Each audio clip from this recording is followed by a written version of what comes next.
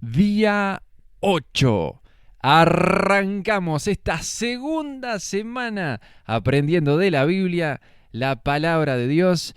Gracias por prestarme tus oídos, por darme el privilegio de transmitirte la palabra de Dios, de acompañarte en esta fantástica aventura de conocer la palabra de Dios. En este día vamos a ver Génesis capítulo 15, Génesis 16, donde estamos viendo la vida de Abraham, y después vamos a terminar con Mateo capítulo 8, donde vamos a ver muchos milagros que hizo Jesús. El ministerio de Jesús estuvo lleno de milagros, de sanidades, de cosas extraordinarias, y hoy vamos a terminar escuchando un poco de los milagros increíbles que hizo nuestro Señor Jesucristo. Arrancamos con Génesis capítulo 15, pacto del Señor con Abraham, dice así: Tiempo después, el Señor le habló a Abraham en una visión y le dijo: No temas, Abraham, porque yo te protegeré y tu recompensa será grande.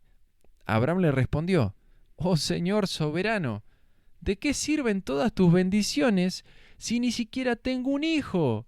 Ya que tú no me has dado hijos, Eliezer de Damasco, un siervo de los de mi casa, heredará toda mi riqueza. Tú no me has dado descendientes propios, así que uno de mis siervos será mi heredero. Después el Señor le dijo: No, tu siervo no será tu heredero, porque tendrás un hijo propio, quien será tu heredero. Entonces el Señor llevó a Abraham afuera y le dijo: Mira al cielo, y si puedes, cuenta las estrellas. Esa es la cantidad de descendientes que tendrás. Y Abraham creyó al Señor, y el Señor lo consideró justo debido a su fe. Entonces el Señor le dijo: Yo soy el Señor que te sacó de Ur de los Caldeos para darte esta tierra como posesión. Pero Abraham respondió: Oh Señor soberano, ¿cómo puedo estar seguro de que realmente voy a poseerla? Y el Señor le dijo: Tráeme una novilla de 3 años, una cabra de 3 años, un carnero de 3 años, una tórtola y un pichón de paloma. Entonces Abraham le presentó todos esos animales y los mató. Luego partió a cada animal por la mitad y puso las mitades una al lado de la otra. Sin embargo, no partió las aves por la mitad. Algunos buitres se lanzaron en picada para comerse a los animales muertos, pero Abraham los espantó. Al ponerse el sol, Abraham se durmió profundamente y descendió sobre él una oscuridad aterradora. Después el Señor dijo a Abraham: Ten por seguro que tus descendientes serán extranjeros en una tierra ajena, donde los oprimirán como esclavos durante 400 años, pero yo castigaré a la nación que los esclavice, y al final saldrán con muchas riquezas. En cuanto a ti, morirás en paz, y serás enterrado en buena vejez. Cuando hayan pasado 4 generaciones, tus descendientes regresarán aquí, a esta tierra, porque los pecados de los amorreos no ameritan aún su destrucción. Después de que el sol se puso y cayó la oscuridad, Abraham vio un horno humeante y una antorcha ardiente que pasaban entre las mitades de los animales muertos. Entonces el Señor hizo un pacto con Abraham aquel día y dijo: Yo he entregado esta tierra a tus descendientes, desde la frontera de Egipto hasta el gran río Éufrates, la tierra que ahora ocupan los ceneos, los ceneseos, los cadmoneos, los hititas, los fereceos, los rafaitas, los amorreos, los cananeos, los jereseos y los jebuseos. Ahí finalizamos Génesis capítulo 15, donde vemos cómo Dios tiene este encuentro con Abraham y donde le pide que haga esos sacrificios, que lleve esos animales. Y hay algo interesante ahí. Los buitres dice que querían comer esos animales que Dios le había pedido que presentara, pero Abraham los espantaba. Abraham defendió esa ofrenda que le dio al Señor, peleó contra esos buitres, fuera, fuera, bicho inmundicia, para cuidar eso que él estaba presentando al Señor. Y es increíble lo que vimos también de cómo Dios le estaba diciendo todo lo que iba a pasar para adelante.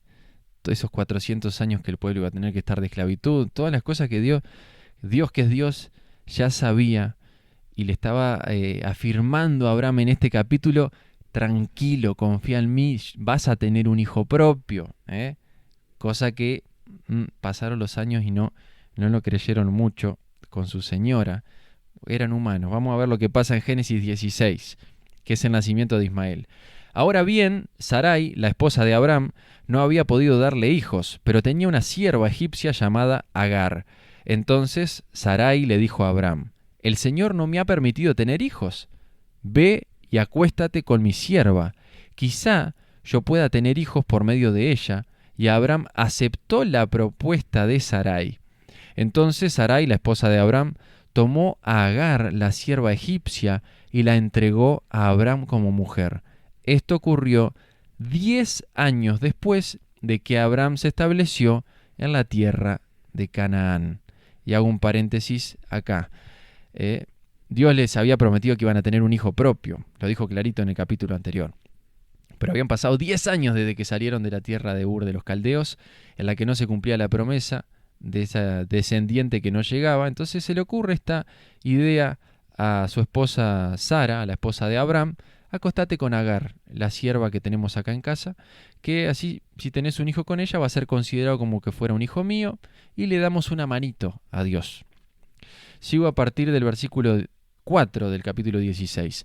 Así que Abraham tuvo relaciones sexuales con Agar y ella quedó embarazada. Pero cuando Agar supo que estaba embarazada, comenzó a tratar con desprecio a su señora Sarai. Entonces Sarai le dijo a Abraham: todo esto es culpa tuya. Puse a mi sierva en tus brazos, pero ahora que está embarazada, me trata con desprecio. El Señor mostrará quién está equivocado, tú o yo. Abraham respondió: mira, ella es tu sierva, así que haz con ella como mejor te parezca. Entonces Sarai comenzó a tratar a Agar con tanta dureza que al final ella huyó. El ángel del Señor encontró a Agar en el desierto, junto a un manantial de agua, en el camino que lleva a Shur.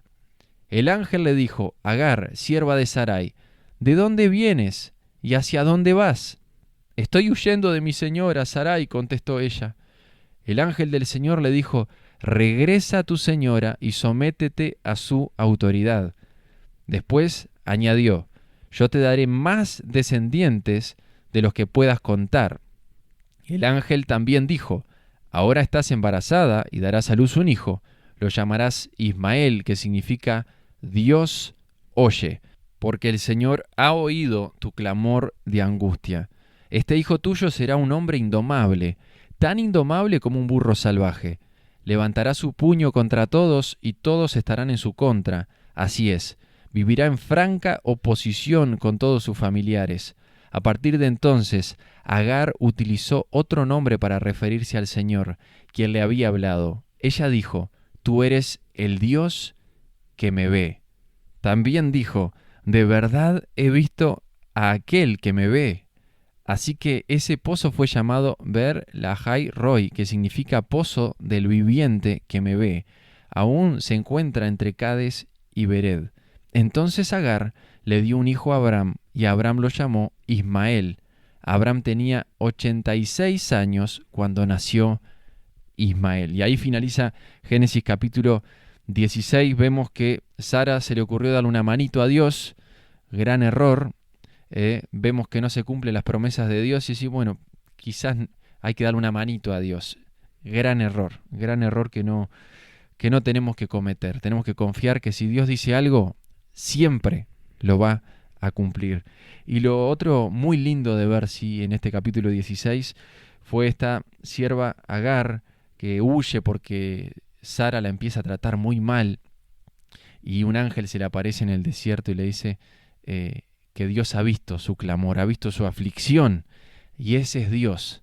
En hebreo es el Roi, el Dios que me ve. Dios ve tu dolor, Dios ve tu clamor, tus oraciones, Dios ve lo que estás pasando. Dios no es un Dios que no está atento a tu necesidad. Así que cualquiera sea tu necesidad, hablala con Dios, hablale a Él, pedile ayuda, porque Dios siempre te quiere ayudar. Vamos a arrancar ahora con Mateo capítulo 8. Habíamos visto ayer y anteayer el Sermón del Monte, ese discurso donde Jesús tocó muchos temas, hablándolo en la montaña. Y vamos a arrancar ahora el capítulo 8, que es inmediatamente al finalizar ese discurso. Dice así: Al bajar Jesús por la ladera del monte, grandes multitudes lo seguían.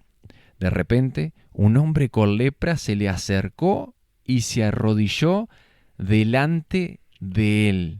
«Señor», dijo el hombre, «si tú quieres, puedes sanarme y dejarme limpio». Jesús extendió la mano y lo tocó. «Sí quiero», dijo, «queda sano». Al instante, la lepra desapareció. «No se lo cuentes a nadie», le dijo Jesús. «En cambio, preséntate ante el sacerdote y deja que te examine. Lleva contigo la ofrenda que exige la ley de Moisés a los que son sanados de lepra. Esto será un testimonio público de que has quedado limpio». Hago un paréntesis acá. Esto que ocurre acá es increíble. Los leprosos no se podían acercar a la gente, eran personas inmundas. Tenían que estar lejos, fuera de las ciudades, lejos del campamento. Y este hombre se acerca a Jesús y le pide que lo sane. Y Jesús lo toca. Jesús podía haberlo sanado sin tocarlo. Pero Jesús lo toca. Nadie tocaba a los leprosos. No podían tocarlo. Pero Jesús toca a esta persona que no había recibido una caricia, un abrazo en años seguramente. Y Jesús le pone la mano, lo toca y le dice queda sano.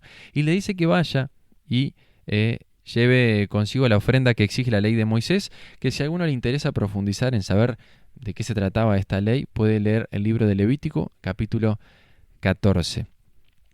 Y Jesús le dijo que presentara lo que requería la ley de Moisés, que haga una aclaración. Todo eso de la ley de Moisés, las ofrendas que había que presentar, fue algo que quedó obsoleto, que quedó sin validez una vez que Jesús murió en la cruz. Hoy en día nosotros no tenemos que seguir cumpliendo esos sacrificios y esas ofrendas de animales, porque Jesús ya fue el sacrificio perfecto que murió una vez y para siempre en esa cruz del Calvario. Y lo último que dijo Jesús es que esto será de testimonio público, que has quedado limpio. Porque el sacerdote era como el médico que podía darle el alta de que estaba sano. Y este leproso tuvo un cambio de vida acá al encontrarse con Jesús tremendo. Ahora él iba a poder volver a acercarse a sus familiares, volver a reinsertarse en la sociedad, volver a trabajar, volver a estar con la gente. Fue un cambio tremendo que Jesús hizo en un instante, un milagro tremendo de sanar a esta persona de esta horrible enfermedad. Sigo a partir del versículo 5. Cuando Jesús regresó a Capernaum, un oficial romano se le acercó y le rogó: «Señor, mi joven siervo está en cama, paralizado y con terribles dolores». «Iré a sanarlo», dijo Jesús. «Señor», dijo el oficial, «no soy digno de que entres en mi casa. Tan solo pronuncia la palabra desde donde estás y mi siervo se sanará. Lo sé porque estoy bajo la autoridad de mis oficiales superiores y tengo autoridad sobre mis soldados. Solo tengo que decir vayan y ellos van, o vengan y ellos vienen. Y si les digo a mis esclavos hagan esto, lo hacen». Al oírlo, Jesús quedó asombrado. Se dirigió a los que lo seguían y dijo: «Les digo la verdad, no he visto una fe como esta en todo Israel. Y les digo que muchos gentiles vendrán de todas partes del mundo, del oriente y del occidente, y se sentarán con Abraham, Isaac y Jacob en la fiesta del reino del cielo. Pero muchos israelitas, para quienes se preparó el reino, serán arrojados a la oscuridad de afuera, donde habrá llanto y rechinar de dientes». Entonces Jesús le dijo al oficial romano: «Vuelve a tu casa, debido a que creíste, ha sucedido». Y el joven siervo quedó sano en esa misma Ahora, hago un paréntesis acá porque esto es increíble. El oficial romano tenía una fe tan grande que asombró a Jesús. Jesús quedó asombrado y dijo, y vieron que el oficial romano le plantea el problema que tenía con este siervo de él que estaba enfermo, en cama, paralizado. Y Jesús le dijo, voy a sanarlo. Y el hombre le dijo, no es necesario que vaya. Vos, con el poder que tenés, tenía una fe este oficial romano, le dijo Jesús, con el poder que decí la palabra nomás y mi siervo se sana. Y luego Jesús explica algo fuerte acá, del tema de la salvación. Le está diciendo a la gente que eran israelitas que este oficial romano iba a entrar en el reino en el que muchos de los que habían sido descendientes de Abraham no iban a entrar porque no tenían fe en Jesús, como sí tenía fe este oficial romano. La fe en Jesús es lo que nos da acceso al cielo, a la vida eterna, y la fe en Jesús, al igual que con este oficial romano, es lo que nos da acceso a los milagros. Hay que poner nuestra fe, nuestra confianza plenamente en Jesús. Sigo a partir del versículo 14. Cuando Jesús llegó a la casa de Pedro, la suegra de Pedro estaba enferma en cama con mucha fiebre. Jesús le tocó la mano y la fiebre se fue. Entonces ella se levantó y le preparó una comida. Aquella noche le llevaron a Jesús muchos endemoniados. Él expulsó a los espíritus malignos con una simple orden y sanó a todos los enfermos. Así se cumplió la palabra del Señor por medio del profeta Isaías, quien dijo, se llevó nuestras enfermedades y quitó nuestras dolencias.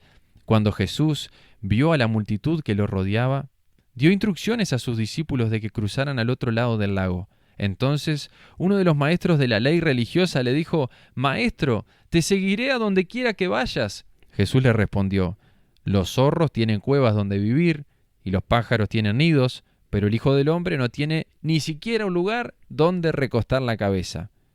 Otro de sus discípulos dijo, Señor, deja que primero regrese a casa y entierre a mi padre. Jesús le dijo, sígueme ahora. Deja que los muertos espirituales entierren a sus propios muertos. Luego Jesús entró en la barca y comenzó a cruzar el lago con sus discípulos. De repente se desató sobre el lago una fuerte tormenta, con olas que entraban en la barca, pero Jesús dormía. Los discípulos fueron a despertarlo. ¡Señor, sálvanos! ¡Nos vamos a ahogar!, gritaron. ¿Por qué tienen miedo?, preguntó Jesús. ¿Tienen tan poca fe? Entonces se levantó y reprendió al viento y a las olas, y de repente hubo una gran calma. Los discípulos quedaron asombrados y preguntaron, ¿quién es este hombre? Hasta el viento y las olas lo obedecen. Cuando Jesús llegó al otro lado del lago, a la región de los Gadarenos, 2 hombres que estaban poseídos por demonios salieron a su encuentro. Salían de entre las tumbas y eran tan violentos que nadie podía pasar por esa zona. Comenzaron a gritarle, ¿por qué te entrometes con nosotros, Hijo de Dios? Has venido aquí para torturarnos antes del tiempo establecido por Dios. Sucedió que a cierta distancia había una gran manada de cerdos alimentándose. Entonces los demonios suplicaron, si nos echas afuera, envíanos a esa manada de cerdos. Muy bien, vayan, les ordenó Jesús. Entonces los demonios salieron de los hombres y entraron en los cerdos, y toda la manada se lanzó al lago por el precipicio y se ahogó en el agua. Los hombres que cuidaban los cerdos huyeron a la ciudad cercana y contaron a todos lo que había sucedido con los endemoniados. Entonces toda la ciudad salió al encuentro de Jesús, pero le rogaron que se fuera y los dejara en paz. Este final es de no creer. Yo lo leo y no puedo creerlo. Acá Mateo relata de 2 endemoniados que las personas no podían pasar por esa zona, ese lugar de los Gadarenos, no podían pasar por esa zona porque esos hombres eran violentos. Jesús lo libera a ese endemoniado y las personas, en vez de querer conocer al poder de Dios, conocer a quién había hecho esto posible, de esas personas que eran indomables, que eran violentas y agresivas, Lo echan a Jesús, lo corren. En vez de querer a Dios, lo echan. Y es de no creer, pero esto pasa y es una locura, ¿no? En vez de decir, yo quiero conocer a Jesús. No.